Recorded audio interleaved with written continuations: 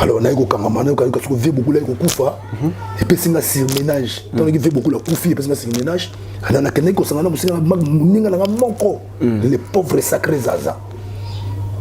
En tant que fondateur, il y a que les goulots. Donc, on a dit, le papa m'a koufaki. Tous na sali de matanga ya papa wema. Na kata molokai. Ezanga motana mutasala daiwan. Botaka vivre la musique nettoyaka pour vivre la musique, faut mettre la vivre la musique, faut la pena. Grana vivre ça te go wenge. Bien vivre ça soki wenge bien d'habiter pour vivre la musique, pour yema faut ça na crâne. So boye baté et simati. Vivre la musique ça bon, de jamais tout comment faire la musique, vivre la musique ça comme mon corps. Papa le baïke, papa de leader à vivre la musique, c'est papa wema. Leader à vivre la musique, c'est papa wema. Lui surtout tout le temps bana ya papa wema. Tout ça bana papa wema ya tongo. Ne midi, ne après-midi, ne ba botamina ba koko. So biso to sali ba leki ya papa wema. Parce que tu na baba na moko baso bima, c'est normalement faut ba chaka mo makelele na ndenge na bango mais et la logique nga nazaka kalokola papa bisou. Yo tu dis papa bisou, ça veut dire quoi ça? Papa bisou aza avant belga. Donc papa bisou, il s'appelle Avo Belga. Donc tous les baba péchouan n'angane m'ont cadré bango. De ce que bango n'y sont pas encore cadré manangai. Donc ne pas sur kanga baebi. Baebi n'est pas encore que na quoi moto pour ignorer vieté à quoi ignorer ya.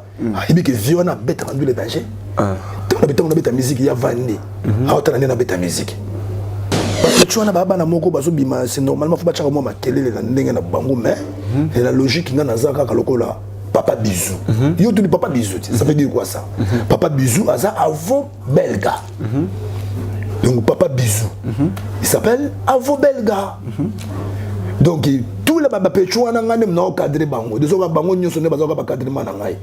Donc ne pas sur kanga baebi. Baebi n'est pas encore que na quoi moto pour ignorer vieté à quoi ignorer ya. Ibi que vieux na bête rendu les dangers. Tant on a bête musique il y a vandé. Ah autant on a bête musique. Non, papa griffe. Non. Papa griffe. Mais bien, alors. Papa griffe dans le Congo, papa griffe. Non, bien, c'est pas dans Londres, papa griffe en moto. Mais bien, Nzamba griffe dans Bakin. Oh, Nzamba griffe. Nzamba griffe. Et vous avez par papa Wema. Bien, par papa Wema. Par V beaucoup la Katsakin. Il n'a pas V beaucoup. Mais c'est un bichot déjà. Pour vous offrir bien plus qu'un flat hôtel et faire connaître la nouvelle expérience, Orideso Commercial Kinshasa à travers l'Afrique centrale écrit une nouvelle page de notre histoire. Un service de rénovation sans équivalent, conjuguant dans une même dynamique plusieurs offres d'exception. Flat hôtel avec de chambres de luxe supérieures et exclusives répondant aux normes internationales. Orideso est un palace iconique.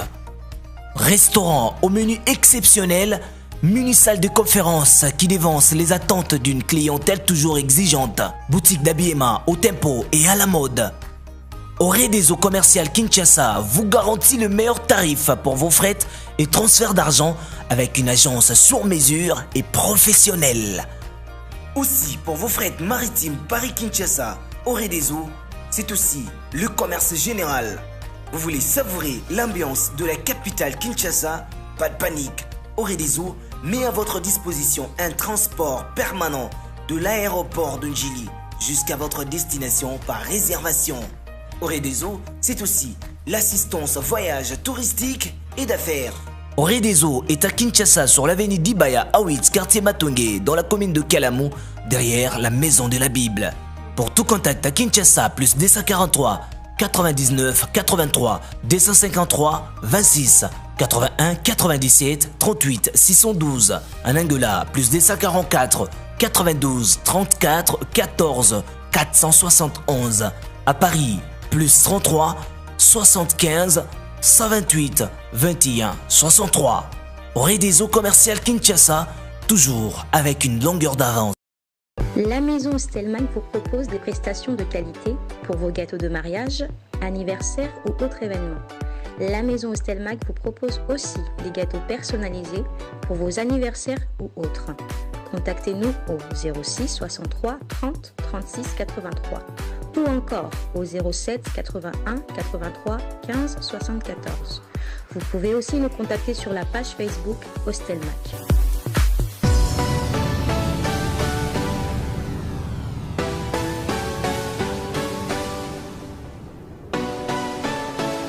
Alors, mesdames et messieurs, bonjour, bienvenue dans cette émission avec votre jeune journaliste d'investigation Enoch Binta. Alors, Koué Mbalanga déjà kolakisa mambi o na kosala na mokolo moi lelo. Alors, bon message ngai plus na ba émission en politique tout ça. Mais alors aujourd'hui, Enoch Binta la facette dans mon sousou. Lelo na kosolo la bongo mambi matali musique ya mboka na biso Congo na yambeli bino lelo moko ya baye viva la musique ya baye viva la musique à niveau ya Luanda azali bongo na kin Papa Bizou kombo na ça dit beaucoup. Alors na eto kosombi tinya bongo mambi matali viva la musique na maye oyo koleka na kati ya mboka na biso Congo pona viva la mu ozi ika. Alors Papa Bizou, bonjour. Bonjour les gars journalistes. Bonjour. Santé ça va? Mais yo vous santé faut la gars bien pour biso bana viva la musique. On fait beaucoup la tique donc santé faut la gars bien donc banzo to faut la gars toujours bien quoi. Tu vas faire le cours ça là déjà ma biso beaucoup. La santé déjà santé pendant déjà forme. Donc il faut que tu prennes la forme donc papa m'a ça la biso déjà moi ma forme. Non biso to ça la déjà ma forme bandakala tu ma forme tu ma forme. On a besoin de beaucoup de ma forme. Oh mi là ba bima na ba Congo quoi. Oh siko na mona ba bouteille belé bo ni nsusu. Bon ronde ça boy écoute ma bête le grand journaliste. Ndakini ka par Papa Wemba. Parve beaucoup. Parve beaucoup. Les amai takatsakini. Kazamoto. C'est bien Kazamoto. Là tout autant ngo so bon monde ne me suppose ko bolé ne so monde c'est Kazamoto. Voilà me peut-être. Donc na ba kino zaka yo moko na Papa Wemba na kufatika. Ne fait beaucoup la kufi donc sili go. Bo ba otomona ba misem subata ba Kazamoto ba saper musubalata ngo non? Te ba ozo mona musuta ba shindi ba ngwanzu. Et ngwanzu le soko il va pas tricher moi il le soko a tricher. La personne soko ba ngwanzu ba la taka. Mais soko bien bimano na moya obimate ndongo moni na moyi ndozo mona na sanza. Donc mozo ma kanisa ba sanza. Donc par Papa Wemba. Parve beaucoup. La bien parve beaucoup l'autre batika les donc na ibango te quoi. Ce qui na makambo etali mbongo o ba kosoma combien pour na mona ba oyo surtout bana miki de ba golo ba o moni na golo ba te tout ba massa na Paris donc ba jardin kibiri ba makiese donc la ba gabi ba forme moi yo loba parce que poto ba kota là yo ouais loka ba gabi ce que ça qui na ba mbongo o ba côté quand combien bon ça le biso no bi ne boro yo en tout cas n'espère bien parve beaucoup mais donc on a kosoma pele sur le pont na li campa. Donc le là tu ceux qui dans ceux les qui lupangu mais lupangu na à peu près cause à combien donc il y a qui a trop té na monde tu ko banga pour être ce que le bateau ba contribuer parce qu'il y aura des gens ba commenter ba na mikili nde bazana ba di ba masala nga trop ba masala nga tout ba i ba jare na kibiri wala ba masala nga i je connais le grand journaliste ba 76 je tiki ba kini biso na ba kini mais tout le monde qui ba so kosa ba tout trop na kini même mago yemba mago lata mago lobela pour informer ba lobela soute biso Papa Wemba la so lata la so réglage avec ça biso page marche ko ba ko tambola comprendre jeune donc faut yeba quoi bier quoi donc on dit que biso tout ça bana viva la musique donc viva la musique ça les tout na ils ont ba onyo sumune boncha makendele quoi. Alors ce qui te dit moi histoire toi historique il y a Papa Bizou au bandi Ndoulé précisément wapi panani et puis carrière na yo quoi. En tout cas pour Ndoulé na bandi Ndoulé kala pendant 76 77 no bitala cabaret li yoto tu bitala cabaret li yoto quoi ils ont la nyanza la wangata. Non, ouais, sans cours, je crois sans cours. Na commune à Kinshasa. Il fallait to groupe belé. Ba marai pe ba groupe na bango total ezangala ba betala ba fioti bane. Biso ki ba King Rangers to betala ba stash. Ba koloka likolo, ba koloka se likolo, ba Zuluwe, ba pauvre Zuluwe ba kenda. Ezanga ba Lac Miro. Wala biso to beta musique wana. Wana ba petrol ko ba bimite ba bimalelo. Biso beta déjà na cabaret. Polémique bana ba bimalelo. Ba petrol ba bimé belete. Continue alors série wana yaki ba binzo to wela ba takinga et de ceux qui ont bon tout le monde qui a bon il a parlé beaucoup de Zaïko bisous bon tout le monde a bagarre na Zaïko pour vivre la musique toi qui ça coquera quand on a Ziza Bipoli Bachado Kabodje pour vivre étape par étape papa m'a passé étape na imo ya imo vivre la musique mais vivre la musique quand toujours cours des grands il y a un biso ton idéologie à cours des grands le gars moi ba mère supérieure ba mère supérieure oui bien monté mettez la biso toi le gars maman mère supérieure bien monté kasi confirme de la na nisi après ça vie ba parole est qui mite ezali ceux qui on est qui m'a na chanter à danser elle na ba chanter à danser ou ba chanter mi na Congo ou ba ko sabine mettez la biso merci abetango yebisanga mwana mafifi oro nalembi koyoka bilobela ya bato nga nalembi yeyeye nakozoka na motema awa yokei ye sanza mikolo posa ya tovandi na yogogogogo yuyu ya kozongisela ngai motema nanga oya ngai mabanzogogo mama nayembi na nzembo soki obai koyoka ngai nakokachwa na ngai namoni yo na likolo bangelu babengi yo moninga na ntongo na likolo mpe bandeke bakonzemba na esengo yuyu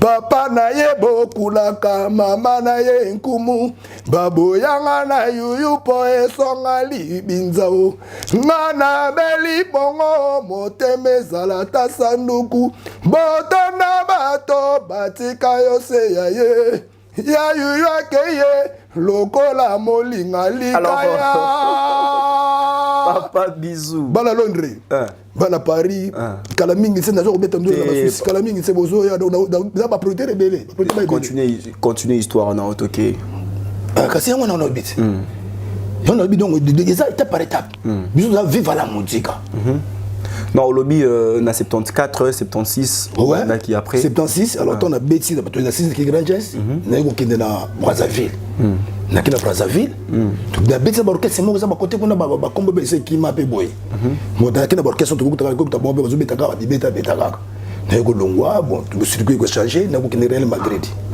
to na Real Madrid et c'est une souffle ko ta rythme ya ba ya Real Madrid fa da beta musique ko espagnol pas portugais pour nous en temps na beta portugais na beta lingala na beti lingala na côté portugais vocal portugais na beti portugais na beti lingala vocal portugais ouais na beta ko barumba moko boye ko na bona ngai na sambwa e gilet ba mona e gabi yo lobby vocal portugais bisuko na sala lingala te simna boki anu kwando me wa amor quando dia vai voltar Gabi va formé quando dia vai voltar Olga mwana Switzerlandais volta pra mim Chantal Switzerlandais volta pra mim Abrinello volta pra mim aquele Jani Dile Galuji oui mais danser petit nangai mais tu vas petit pas ça doit manakini et bien on va ça ba chanter c'est pas petit ça va bien ma ouais na ebita après Nzembo on a tout ça après ce que le parcours est continué après bon si manango sikoyo après tant na bobeta ba pratiquer na kanyi Luanda l'autre na André Chungu André Chungu za vient na biso ali ndeko papa Wemba alors ya baki nanga kabi oh te petit nanga le ko beta ba musique wana ba Chungu wana mama trop musique yango ko toucher semaine avoir disque on a reçu du disque na sala kapé on a beta ba disque yango a bien en tout cas te yo faut renforcer vivre la musique on a vu j'avais côté comme mouvement boy alors na ko kanga mana ko ko vu beaucoup la ko kufa et puis c'est na surménage tant que fait beaucoup la kufi et puis c'est na surménage ana na keneko sangana musika muninga na moko les pauvres sacrés zaza attaque fondateur ya Kele Gulu to kanga ni na ye le papa mba kufaki to na sali de matanga ya papa Wemba na kata molo kai ezanga motana mutasala dai wana pour image ezate ezali ngai na petite image ya Papa Wemba na Luanda na kati ya Luanda na kati ya 5/5 place de répétaka mouvement biso beta kwa tondi balek tous les prêtres bazalaki. Donc c'est moi le cadre de Viva la Musique. Alors tous les massa, tout travail dans massa paye trop. Tout travail dans massa, tout travail mon sacré bisanga bita sacré bino. Je motana yo fo tout mundu boro to kena mokaka. Jamais tu vas travailler ba pays. Ba pays moi ba travailler ba no sala moi ba travailler mike tu continues sur ba travailler ma casse vient de yo les coups ba petit vient beaucoup na pincha. Papa va habiter. Président Montana va belga yo na place on ça yo. Pour place ça ga yo. Pour nous to ko place. Bon, tu continues vivre la musique, vivre la musique, vivre la musique. Parce que tant mon abi non justement. Bon, faut na la paix famille di bota ko na Congo bo po puis ka to vane pe mingi na mboka pe ba 40 côté ko na mettre plutôt la paix famille, bon les sala kaka. Ya ngo de grande jeunesse na ki ko to la paix famille, les qui voyagent dans la famille. Et voyage en famille. Alors au lobby dès ya Papa Wemba muto organiser qui on a niveau à Luanda. Ouais. Est-ce que ba soutien pe ezalaki? Oui, ba soutien ke belé, ba prêtre donc ba toi ke belé. Vive la musique ba te belé, ngai mon côté. On a dit que moi je suis le président de Vive la musique, le président de l'orchestre. Et on a conduit à un mouvement quoi. Na même mouvement c'est un mouvement les donateurs ba se belé. Ba se belé. Ba pesa ki ombongo. Ouais, ba se belé, ba pesa ki lokola ba se ba pharmacien ba ali. Bandombele bali mais ba ebisinga yi parce que na bengi moko na niveau à Londres ebisinga lo amalonge salama kuna te en tout cas vive la ordre na désordre des ça moi ba to benga vela bola ba to ba bebi ça vive la musique na biso angoya uti angola hier bi na radio oh vive la musique boy vive la musique boy non vive la musique to ba responsable le gars ba roi pharaon ba petit na Guilé Pentacle ba Mobange nous sommes des responsables. Je me petit cette fois des petit trésor. Bana viva na tiki viva kuna bazali bazbeta. Na beta kana minute so ba beta. Alors elo ni déjà viva la musique à Luanda Sali. Non, viva la musique à Luanda Sali parce que ni na so no moment moko boye. Tellement tu vis yango. Na na ba projet mususu. Mais tellement na projet mususu na moment OP. Ni no kene bonnet ke bana mena ko zo bango na on espèce de trop ça voyage. Jusqu'à présent elo au moins salamité. Bon pour le moment on a contrat moi voyage Liban na viva la musique.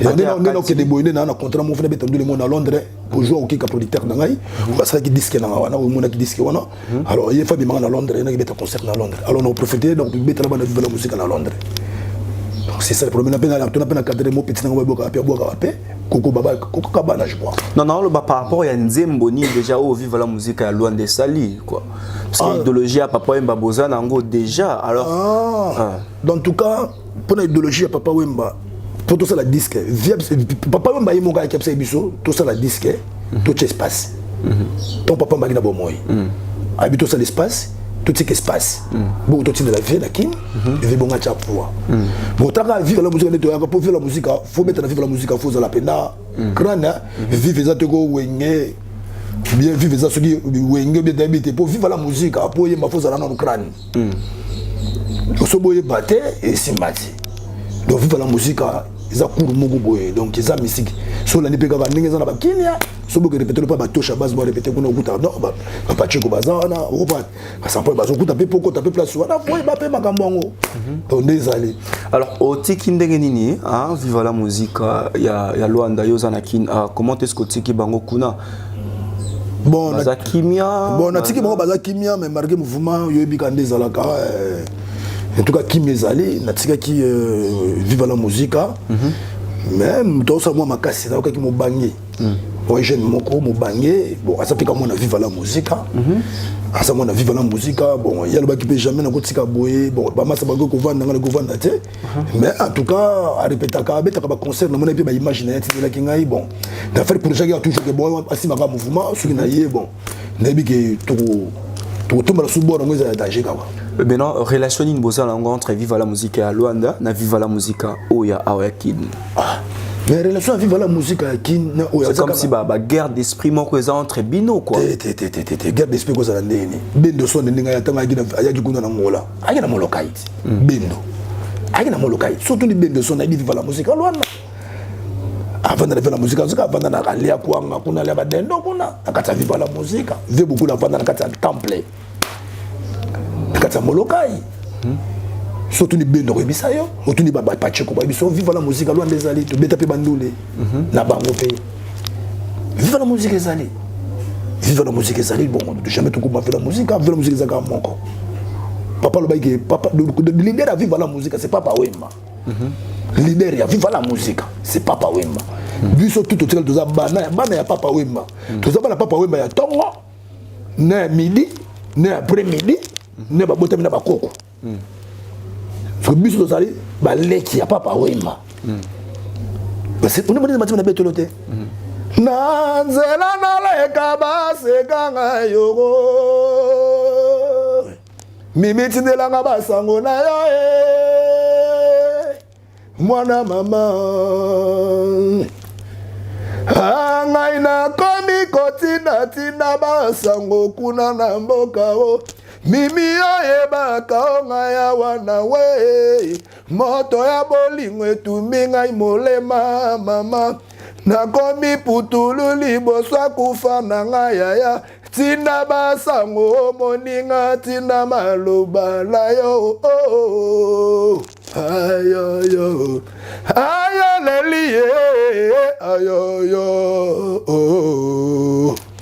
ekoti ya nzube nalata na moto nini ekosakinga nayokela mama tero bomwana nzoka ezalaka mpe na mamolangwa nalelie yolomide oki olomide oki tosoki olomide kasi kofi mwana Papa Wemba te nze makofi banda oyeya est-ce que déjà okutani mpe na baimi vive la musique ya kina. Bon, normalement, il faut tout le temps Pacheco, na ba touche à base pour touche à base parler chef d'orchestre vive la musique. Faut que na kana na kinukai. Bon. Mais si bon makamona la kipona bono tunga parler. Bon tunga pa no tunga parler. Alors ni makamona ici na zona soko fona de lukai. Vous avantage ah. Ti na na biga d'espoir bien. Mais aux avantages quand même. Bien. Ah. Parce que tu as babigolata ngolo faut tu as babigolata inzo. Donc faut inzo payer la bien. Yo là tu bien ce qu'on parler bien. Quand tu fais même faut dire mon parler. Et puis l'esprit quoi. Faut le même mon parler. N'est-ce pas bien? Ba bisinga na Luanda ba musicien à Luanda quoi. Bozala maman na ba guerre kuna ba tripa. Hein? Qu'est-ce qui se passe entre Bino na ba musicien à Luanda? Mon écoute ya mystique. So natali suko yo yoko comparer ngana bakoko te. Bango baza bakoko na ngai. Bango na Luanda nde bazana bango nyoso. Ba musicien nyoso yo mo na Luanda. Po masa nanga to beta bandule na kata Luanda. Ezaki shuna mokonzi. Shuna mokonzi ngana kange mabako na serve center bako benga e chicha e shuna mokonzi. Ba pechuana baba na moko bazo bima c'est normalement faut ba tchaka mo makelele na ndenge na bango mais la logique nga nazaka kalokola papa bisou yo tu papa bisou ça veut dire quoi ça papa bisou aza Avo Belga donc papa bisou il s'appelle Avo Belga donc tout les baba pechuana nga nem na cadrer bango de so ba bango nyoso ne bazo ba cadrer mana ngai donc ne bazo ka nga ba yebi bayibi ninga nazo akoke na ko moto po ignorer viete akonyore te ya ayibi ke viona beta kandu le danger na beta musique ya vandi awtana na beta musique kuna na ba photo na bango pe na ba palais na ba photo na bango mona bango ba ba musicien mo bon baba niveau na bisote quoi baba niveau na bisote quoi ba niveau na ngata mukete bango nyoso ba niveau na ngati ya ngana ba niveau des internationaux puis na disque comme ça na disque on a non faut tout se comprendre là-bas. Dans la disque, il y a une nouvelle génération. Dans la disque, il y a une nouvelle génération. Les producteurs, il y a une nouvelle des Bundes. Alex Fomunti. Olivier Lana Luanda. Pechuanate.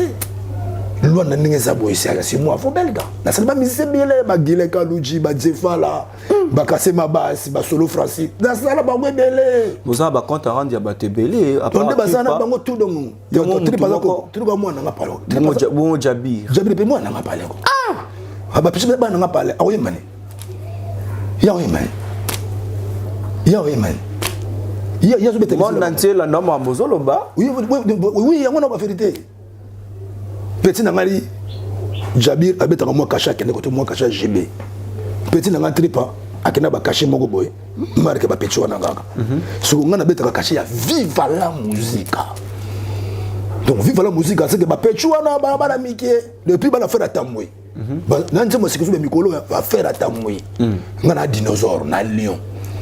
Donc tinazo ya kuna na Luanda nazo na bonga faire atamwe boyo ka faire atamwe leko buka tule ba mbolo ka mike loko ba mbolo ka mike na ko kanga bango penda ignorance quoi olongo ka sera ya nzembo sika olongo ka nzembo sika na beta kuna to lo ba non disque disque yango yoko disque ça combien de nzembo na ko ba nzembo esalia wa je crois 12 oya na beta ba circuit Italia na beta na kati sanga tanga ba titre to yebat ngana bita na makati sanga mais yana la di Schengen naza na circuit Italia naza na DUCU naza na Alex Fumunti Alex Fumunti Fumunti libala salibala kimakango sema kango Alex Fumunti bolingo ya mitema ekeseni mama lokola Alex Fumunti na beta Fumunti na sala tusu kolivila Luanda masana nga kolivila na Luanda mbota tro master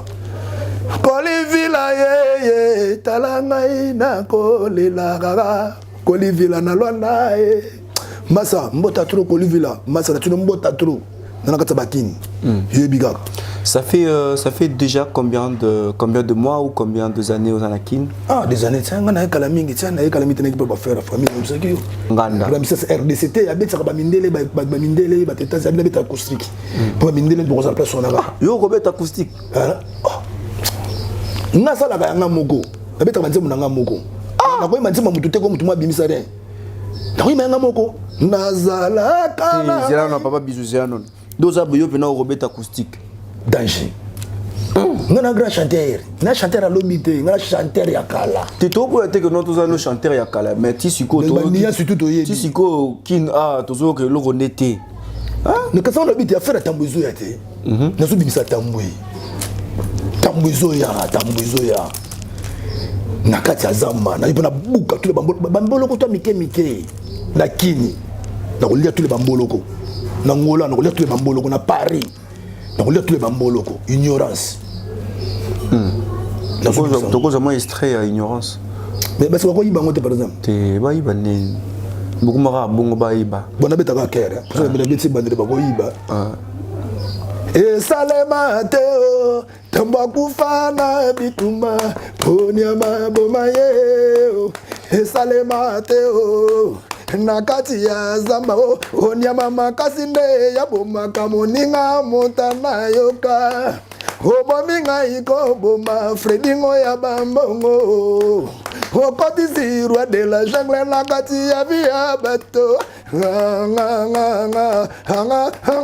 olgaye tabutu ba oyiba kata ba oyiba lo musuko de bimie. Est-ce qu'il arrive des choses à la dessus dans ma musique? Vous avez dessus et là au moins ça lui passe dans ma mandoule. Et c'est là déjà. Ngai na sala ba disque na je crois na sala peut être 3 disques na musique disque de bosser jouer. Oso na sala deuxième disque na sala malo et donc mais musique ça ka bongo to na ba risque ko bimisa air moko boye fika ndenge sala ka. Donc il va disque ça va ma risque ka donc on a bisa no temps. Maintenant la mémoire d'ayo et l'eau connaît ni penao et porteur à cœur par rapport à Papa Wemba. Au gardant au tisiko na mtema na. En tout cas, on a vu beaucoup. Vu le songe de Mansour. Vu même ce motema passer aller. Nous avons bien en âme na quoi. Vu taper sur l'art mais vu taper sur les miens. Bah toi tu as la chance ou bah il m'a gagné. Donc bah il bah studio da Burunta. Bah il m'a de ça ba mo. Mais comme ça mettre sur na Luanda. Moi ba comprendre pas mettre sur na Luanda. Moi ba comprendre monsieur Zati. Mais bon bah tu as la chance bah mettre la bakina vie. Donc il vient à bien, bon, tu as toujours navé, tu as oublié toujours de déjà vie, bon, ça m'a sonné sur rapport. Peut-être un jour, un ami qui dit, bon, ça peut vivre la musique à Angola, il met à peine à Luanda. Il est à Paris, à Suisse, bon. Et le mimino, le gars angolais, tous les Angolais, on a dit que tous les Angolais, bazar. Et au son Angola, on a Tazave, et au Angola, on a tous les Angolais, Tamzaki, Tamshkota, même à Ivoche de Papa Wema, et au Tamzaki, même à Kinoukongo. vantuara ki música você vai escutar mesmo viva la música de Luanda estamos aqui bom mama aí tudo aí fica bem muito boa noite bom dia tudo de família tá melhor pá te o pesa mbote émission é silita tá melhor pá estamos aqui no Congo mais o pesa mbote na suka do no précédent não tem pesa mbote tem sur lá eu mais comparé português exato ok tem na mundo andando loba que bom não as pessoas até muito longe aí na Banza Congo tem uma então émission é lingala já português tá bom na lobiga pô trema na avenida trote ele me foca português foca tarata eu biga souvent petro eu biga o irmão no golo ba mais aquele Johnny eu biga lelo yo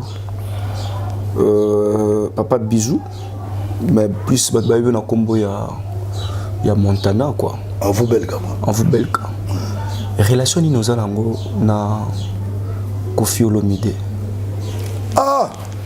c'est une chose viona te tala ne caméra on me dit viona Koffi Koffi avait non Koffi bon masalanga zelano Koffi am ko na yo Koffi viego mona ba 56 so 57 so 56 ngane na to ba masata ngana mona 1963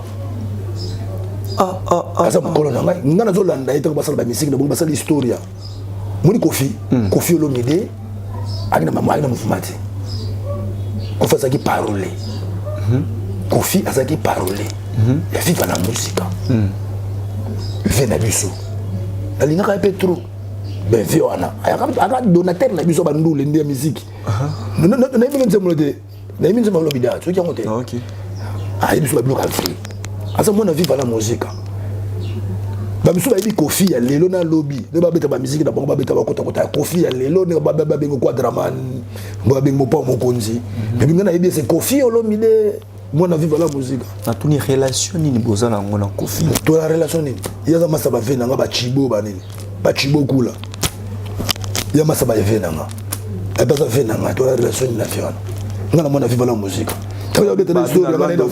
babina Luanda buda Koffi fort te na ko buda Koffi ti leondo wanga nyango te Koffi za mopa mokonzi te mena Luanda babio buda Koffi te moi na viva la musique on ne soit pas na viva la ko budita pour Koffi c'est viva la musique so biso to moment likolo pe na Koffi vena biso mopa wa photo di marape mutu na ba Efret ani boye je beaucoup la sala ya Koffi ti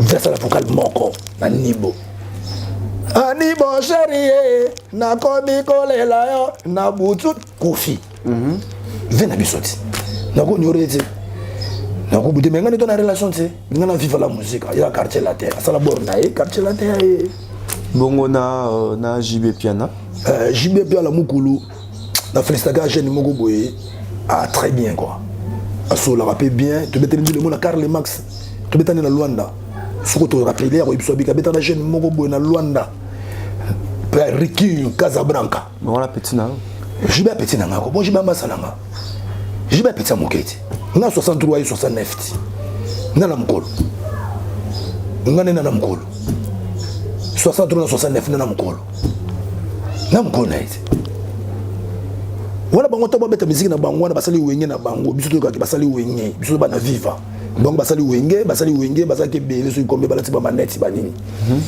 bimi biso pele musika wala ngana na Espagne na yoki bala mai basali to basali yango to ga mololo zengima bala mai pe ba bimi mais si nous do beta déjà ba formé do beta déjà formé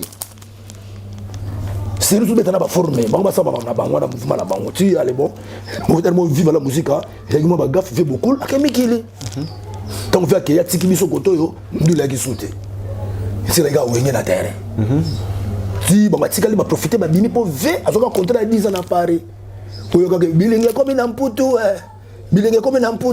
vie akena mikili ba de misi ba fa de molokai ba fa taki ba tutu ba seli ba ya to la Paris vive ke poto la réalité moko ya moi le JB ya mutu moko boye azane calme to bete pendu la sola ba pe bien quoi asola ba pe bien ba tu le lobi à côté monde formé à côté monde formé mo beta pe formé ça moi na tanga loka bato na zoya kana moi vive la musique donc c'est après yembi papa wima bongo na Weranson ya nyama wana ya nyama wana la forêt wana Weranson mokonza zama donc wera bana ninga zana wera masananga wera bana za uni wera bana za kuna ngoto we faut produire nga faut wera produire ngai pour les hommes to produire nga wera donc na to produire nga wera son et puis na linga ke mingi na nzembo moko ayembela ka petit nanga petite sœur quoi avant na Suisse quoi nzembo ya wera oyo nzembo no wera ayembela na nji petit nga ba mélodie ba chanter Switzerland ba Karina minini limisanga ma chanter limisanga Switzerland mwena kangela bote na motema mozalite ozali solo bote mama nanga Eliseo mama botanga kufatika foto te soki nga na moni yote basusi ya mama na mona kaka réflexion na ye yango nga nalingaka kozala sempene na yo mpona zwa effectionné ya wera nsone mazoki ya blongo ape wera bana ya bon wana sepelaka na mwa bon wana emela petite sœur na pile esprit quoi. Bon, pourquoi aimer la petite sœur dans Nzembo? Ouais, et puis donc ça jeune mon groupe so la rappelle bien wera. Paraîtrait que Weranson a assisté à papa dans matanga ya solo. Oui, elle a des maman ngai maman nanga pena elle a des donc Weranson donc mais ba jibe tout. Baby petit na chanteur Switzerland ko. Baby chanteur Switzerland. Chanteur Switzerland a contribué à Wingé. Chanteur Switzerland a contribué à Wingé. Wera est bien au bien motema nae. Donc c'est ma petite sœur en Suisse. Basalié à Mélodie, Karine. Tous ces belés na poto quoi. Tous ces belés bon. Ma camarade de gars et Wera quoi. Wera c'est une famille. Donc Wera ça. Donc on a quatre. Donc Wera na quatre. Quand on a le bout il faut la coûter na il faut produire ngai. Donc faut Wera produire ngai. Oui Wera produire ngai. On a fait tout ça là. On a Wera produire. Yo so boudé Wera. Na boudé yo so boudé wera na bibo te na tu so boudé yo so boudé wera nga le bibo tuna na ngeza lipo na bina ba vantar tout au sali oser la wera produire kasi musicien bongo ti peut-être musicien viva ka bongo ngana ko na lar mais faut yo pesa nganga pour toi ça peut mission les journalistes changala na peut transport go au libérer peu moi transport maintenant na moi le ko nga pe ko zana musicien viva ka bongo. Il y a des gens qui ont malam tu mabe. Tu es malam moté parce que Wera faut produire ngai. Tu n'as bien le bic quand tu mis ça viva ka bongo donc cause on a 2000 francs mais tu me demandes quand même mais ça viva ka bongo. Ouais ça acte malam tu mabe na ko tu. Nzamba le bego to ça pour na to yema na ninga David poto liati. To so betali nzene poto liati. Il y a la Bible, comment maman la Bible. Nzembo zo yema pour lia la ngola. Et moi là Adolphe Dominguez. Adolphe. Ah. Bon, on a mon guerre. On a eu. On a eu. Bana wingé. Bana wingé. Bana wingé, basala wingé. Biso doit bana vivre la musique. Donc vivre la musique, ça veut dire quoi? Na tout. La mon a kaka ewa. Coup de boule ou des athènes autant comme moi. Oh. Il n'a plus d'esprit maintenant. N'a plus d'esprit. Idée que tu as dit. Nazo dote ngala ngala misuko bina ngamodogo Jean Franco Ferra. So senga modogo Jean Franco Ferra na bana wina yebi. So yo tenga ngaba tomo la bote matro. So senga modogo Jean Franco Ferra mais so modogo na expliquer. Manda chante. Nani Manda chante. Ah bon manda chante na. Ya beta musique ba perdre. Ya na bana OK. Tu dois vivre la musique. Lelo papa. Zabela ngai parle mamba musique ça matata. On ta polémique moko. Té polémique té na ba réalité. Biso ba na vivre la musique. Ya beta la bana OK. Ayembe la bana OK. Mais vous avez relation quand même il y a bien. Té to la relation il y a bien ngati na bien ça. Moi je te connais pas. Aya pena ba Luanda obeta bandule na ba Luanda na mona beta bandule ya l'équipe ba tirbo bana. Non, je ne sais pas. Bien ça la rappelle kuna. Abeta bandule na yana. Oh bino moko boko ça ba plein. C'est mutasaka plein le gola ngaza te la Luanda mobima. Té mais babi que notre ya ça rappelle ma casse ko le. Ngana beta kapena ngana beta en plein air. Ngana beta ne wera beta ka awa. Ngana beta la Luanda plein air, beta de stade. Na beta donc na beta de stade. Na beta partout sur tenir la Luanda benga la Luanda ba biso que non. En tout cas John na beta ka ba plein air. Benga ba na Luanda nyoso ba ali. Na beta ka plein air. Nam na fungula ba plein air na kata Luanda. C'est na fungula yango. Na fungula ba plein air. Si ba missime so ba bali ko bima. ndezalaka na minute oyo totala producteur ka moko azali Paolo Tidulu petit nanga Paolo Tidulu mais bango bakobengi patron Paolo Tidulu mais nga nakobengi mon fils non bengi mwana ngai parce que mwana père na ngai mwana blo ya vie na ngai mais yo kobengi so patron nga nakobengi mon fils donc ça va y a moins différent pendant qu'on a pas Tidulu betelo na Marti Paolo fona beta lelo à la plein air akosala ngo abike père ndo beta surtout que yebene le yo ko bonela le temps est différent donc on pas Olivier la loi na ko ta la parler ah masa deni mais mi se so ko ye akoko na parler jamais Olivier la ko na parler ay bioté Olivier la ko na parler ay bioté akoko te mais so moninga mala moka ah papa bisou ya masolo comprendre le na kin papa mbazati alors musicien in oyo nzimaka na par rapport ya sap na Congo na biso musicien et bah ça perd maintenant mais c'est pas congolais nyos tout ah na ba Congo tout ba congolais nyos tout ya tout le la kin quoi la kin ah en tout cas il y a des fois avec ta forme en tout cas le coup avec des fois na ibitse pour mususu au moins mususu ba ça perd ngana ça perd na gola taka te kona la tele mususu kana kama ba mususu na isa imiaki na taka isa imiaki na taka isa imiaki te ngana ça perd na ba griffe nyoso na ba griffe tout na ba yoji na ba kazamoto na ba chafar ko venturi na ba comme les garçons ba griffe na rebelle na quoi na tous les griffes donc ça perd na la tena kangaba luso na essaye miaki ou bien j'essaie de casser le bajak té na la taka j'essaie de casser le bajak tangela 5 personnes on dit marabon na sap ya kin ba musicien 5 personnes bon kokate bon na ba musicien pas kin na pire esprit né na mona bango VDF na minute total âgé et j'ai bien na mokolo moi la maya côté na ta photo ni maman la maya côté ba taba ya mamoto moi la maya na ba ya mamoto le photo ni mai à côté de la deuxième to ki na ba Adolphe Dominguez to ki na ba troisième quatrième T ouais donc quatrième to fait sur Bozi na Bozi cinquième mais c'est na ko na forme na ba mission na je vide pour battre les baba tout la taka ba couper na ba jean na ba cage na évident bo tan ko fité na ma forme fait kofi na kofi ko tu me tanga kete tu peux faire kofi 5 le V quadra ouais V quadra oui tangete na oui raison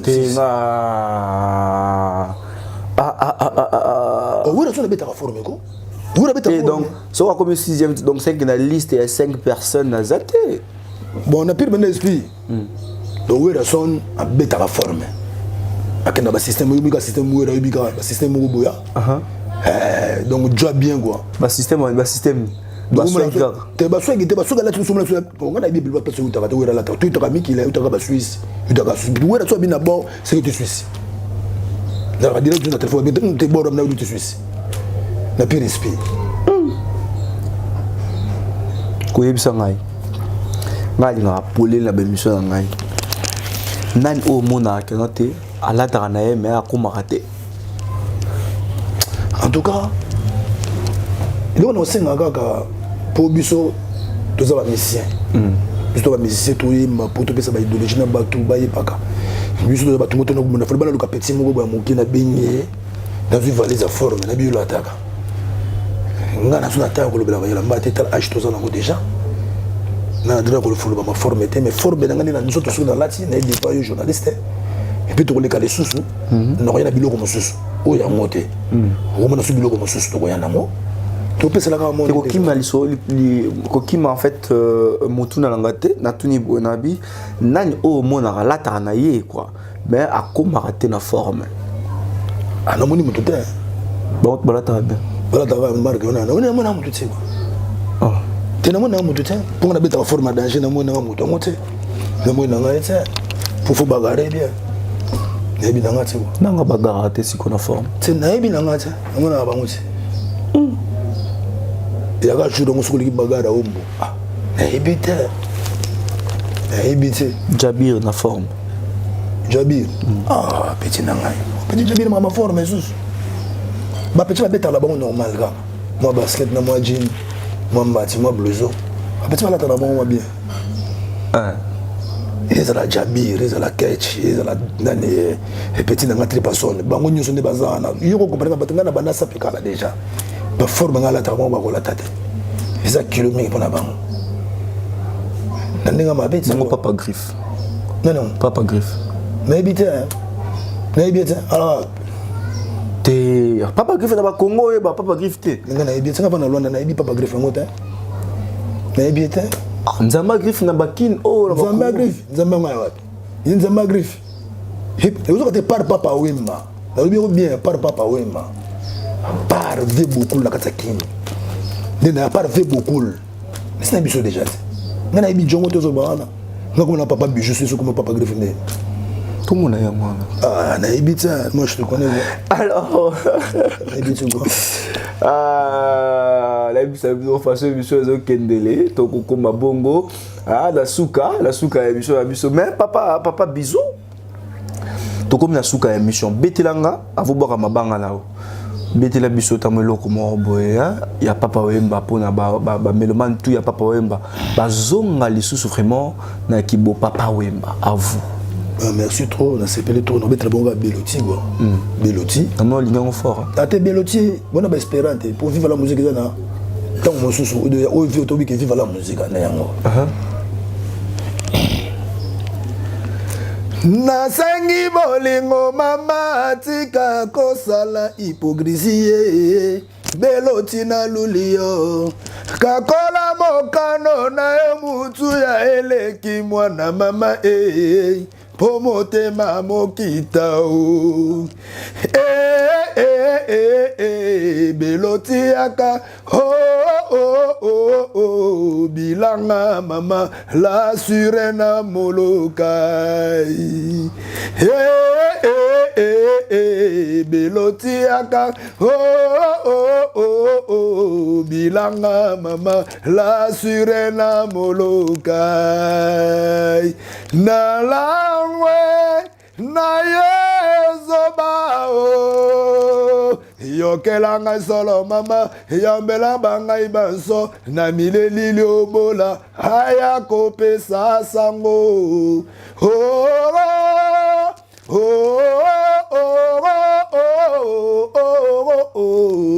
nasangi molema kele jani lobana ngana yeba Beloti na silisi Kinshasa po ya koluka yo. Merci beaucoup papa bisou maman pema ma chap on a ben pema j'étais le grand journaliste ngana imma bena pour vivre la musique à foyema papa bisou to comme na suka émission moi batuliste ya mabanga soki ozalango pesa mbote na bayiban surtout ba kotala yo presque partout en tout cas dans le monde parce que Congo Mokili c'est une chaîne vraiment au batutu balandaka yango bon en tout cas na pesi ba massa tout dans Paris bana Paris na pesi na mbote liboso na pesi mbote liboso pa ya Josué deuxième libanga na pesi pa ya Ser Mimi troisième na pesi petit nanga Médard na pesi le fantôme nanga Brinel na pesi moi nanga Brinel alors et puis na Suisse na pesi Olga Gabi ba formé na pesi mbote trop Gabi ba formé petit nanga Nasi na pesi pe mbote Gilles Bamona beauté donc Lilala obaki maman Lilité mais ce qu'on est ça mabanga ya moi trop dans ça bela maman Lili maman Lili pa elle ça déjà temps ko bora mabanga te o massa mobo ya très nécessaire voilà le gars Rams bora bon chope ouais donc je crois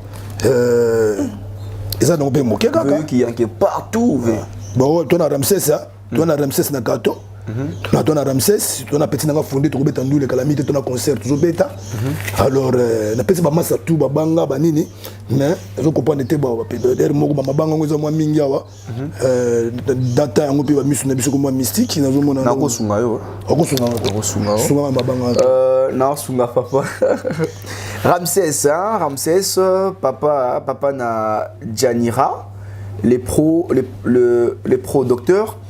Fondé Antoine, papa bisous, te salue. C'est Baléa, Trezeguet Mwana Nzambe, Congo Tussi, en tout cas, J. Kandolo. Les amis du commerce, en tout cas, papa bisous. Moi, c'est dans Anina Bala. Anina Bala. Moi, c'est dans le Anina Bala. Ah, on peut s'y pémoter. La PCT, il faut pas savoir. Anina Bala. Anina Bala. La femme de tonton de papa bisous. Papa bijou. Ah, Katsaluanda. Veyoneki yanke fort. Mère Nazoya, mère Zala Kalamina, mère Nazoya, mère Naoya, tout le monde a bêta bandou les couteaux. Alors, mesdames, messieurs, ça n'est fini. Ça n'est fini. Merci beaucoup, papa bisous. Ça n'est fini en tout cas pour aujourd'hui. Alors, on gagne. J'ai dit big up à toi, Mido, artiste du moment M10, Mariam Ngongo, je te salue, Déborah Sia, Dorcas Massiala, Daniela Bachoua, en tout cas Steve Ding à mon vie, merci beaucoup. Mais aussi Simabé, tout le monde est en travailler. Papa bisous. Papa bisous.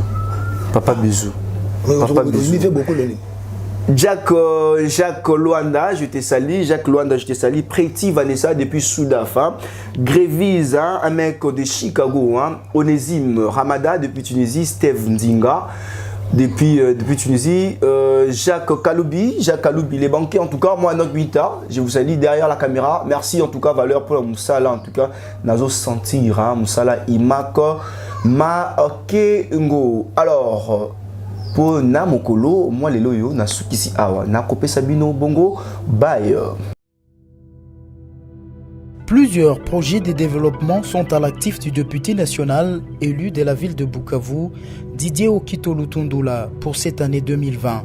Proche de ses électeurs, le vice-ministre de l'économie nationale a porté sa contribution dans plusieurs domaines de la vie. Dans le domaine de la santé, alors que le monde fait face à la pandémie à Covid-19, Didier Okito, à travers la fondation DOL, a procédé à la distribution de 15 000 cache-nez aux habitants de la ville de Bukavu pour leur permettre de se protéger contre le coronavirus. Il a également organisé plusieurs séances de sensibilisation contre cette pandémie. Des outils aratoires ont été distribués aux habitants dans le 56 avenue et des séances d'évacuation des déchets ont été organisées dans différents marchés de Bukavu. Dans le domaine social, la fondation Didier Okito a apporté son assistance aux victimes de plusieurs cas d'incendie enregistrés dans la ville de Bukavu.